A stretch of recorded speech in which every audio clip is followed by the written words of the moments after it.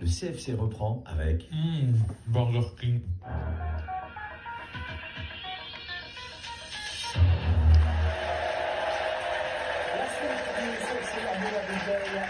Clairement Michael Landreau, Gauthier, Kutzmann, un CFC qui ne serait pas un CFC sans son traditionnel bande de conf. J'ai tout vu. Alors, me permettez-moi de dédier cette victoire, cette qualification à notre peuple, qui est actuellement dans le spectacle.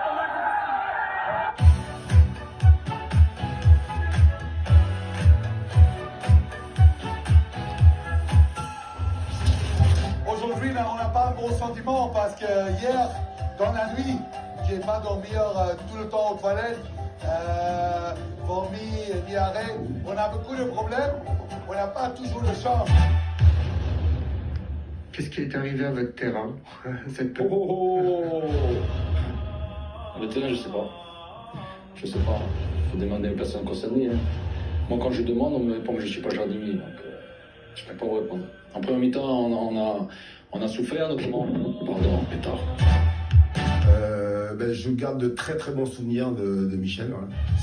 C'est un ami de très longue date. Et donc on a gardé de très bonnes relations. On s'envoie des textos, on s'encourage quand il y en a un qui est en difficulté. Et puis on se félicite aussi quand on a fait du bon travail. Alors pour faire le lapin, Charles dit, par quoi commence-t-on, Maïté? On va évidemment, comme on le fait à chaque fois, le décortiquer parce qu'on va chercher encore plus loin dans le détail. Voilà mon idée. Eh bien ça a l'air bien bon, hein. De manger sain, propre, culture du corps, faut arrêter que tout le monde se la raconte. Quand même, à un moment donné, t'es gaulé comme ça ou t'es gaulé comme ça, hein, tu sais, c'est tout. Moi, je fais pas ça pour me faire plaisir ou pour emmerder le monde. Hein. Voilà. And in terms of the overall form, in terms of what we take away from this game going forwards, what? So how much has he helped you this season? What? The game really hinges on that, on such a small thing. What? I love it. Can the game change on such a small moment? When you get the chance? Yeah. Yes.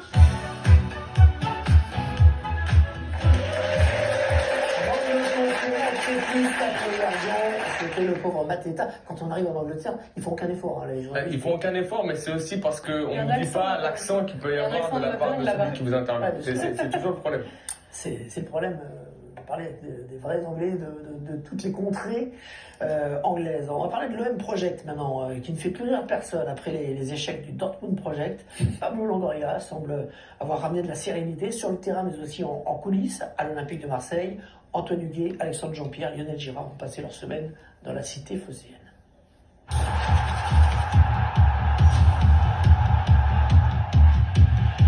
Au bout de la nuit, dans un vélodrome bouillant malgré la jauge, Dimitri Payet emmène Marseille en quart de finale de Coupe de France. L'OM enchaîne un 9e match sans défaite. C'est sûr que voilà, depuis un certain moment, on gagne des matchs, on n'en perd pas, on a réussi à être solide à de nombreux matchs. Donc voilà, même si aujourd'hui ils ont marqué un but, on a réussi, voilà, on a été quand même très, très costaud défensivement et on est sur une très bonne série, donc faut pas baisser le pied, il faut continuer à accélérer comme ça et continuer à enchaîner les victoires. Ce nouveau succès acquis au tir au but, l'OM est allé le chercher dans son style habituel, fait de pressing haut et de multiples attaques. Une prestation solide, symbole d'une équipe qui sait désormais où elle va.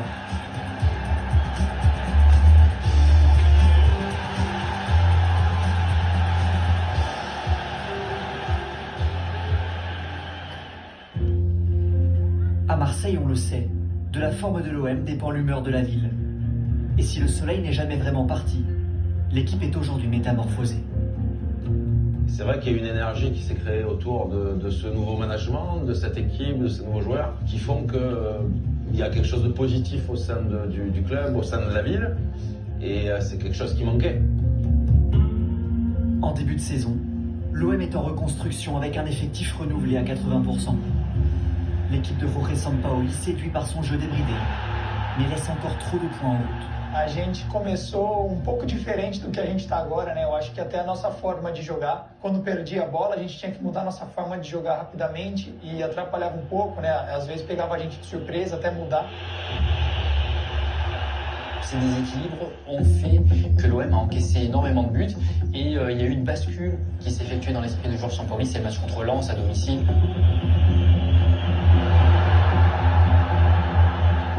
Je pense qu'il s'est adapté aujourd'hui à la réalité qu'est le championnat de France et où à un moment, parfois il faut fermer. Então agora não, a gente já sabe mais o que fazer, o time está mais organizado. Désormais, la force de cet OM réside dans la stabilité. Meilleure défense de Ligue 1, l'équilibre est venu d'un retour à une défense à 4. On redevient le club que l'OM doit être, un club ambitieux, un club populaire, un club qui donne envie aux supporters, avec du jeu. Il y a quand même un petit slogan de 110 ans qui s'appelle droit au but, où on essaye quand même de faire quelque chose avec le ballon et de gagner les matchs. Donc non, il y a un vrai plaisir et parce que c'est cohérent. C'est tout simplement cohérent. Une cohérence qui émane du duo Longoria-Sampaoli. Au cœur du réacteur marseillais, ils ont façonné l'effectif actuel. O Olympique tem esse projeto, tanto com jogadores novos quanto com jogadores mais experientes. E o presidente está tendo bem essa mescla, né? Não só ele, como o staff todo, o Sampaoli. Ils parlent la même langue au niveau football. Sampaoli, il cherche des joueurs bien particuliers par rapport à ce système. Et Pablo, il sait que s'il lui amène des joueurs qui ne vont pas rentrer dans ce système-là, même si c'est des joueurs qui préfèrent lui, tu vas te casser la gueule. C'est vrai qu'il y a une vraie cohérence entre les deux, ce qu'on n'a pas pu forcément voir par le passé. On se souvient l'année dernière avec l'arrivée d'Olivier Ntcham dans les dernières heures du mercato contre la volonté d'André Villas-Boas. Donc aujourd'hui, c'est vrai que Pablo Longoria et Sampaoli travaillent vraiment main dans la main. L'harmonie s'étend sur le terrain. Porté par ses leaders, Marseille reste invaincu en 2022. Une série qui fait renaître l'ambition.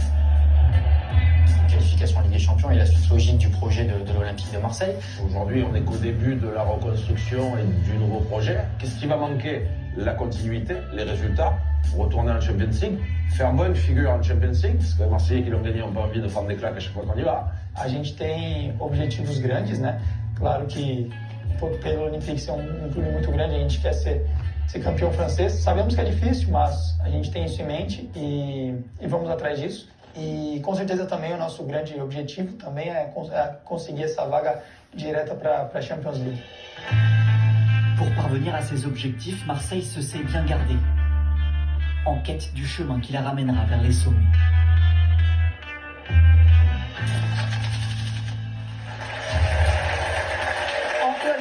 À Marseille avec Manu Del Pozo, l'OM, donc vous l'avez vu, qualifié pour les quarts de finale de la Coupe de France, 3e en championnat, qui a changé de méthode sur le terrain.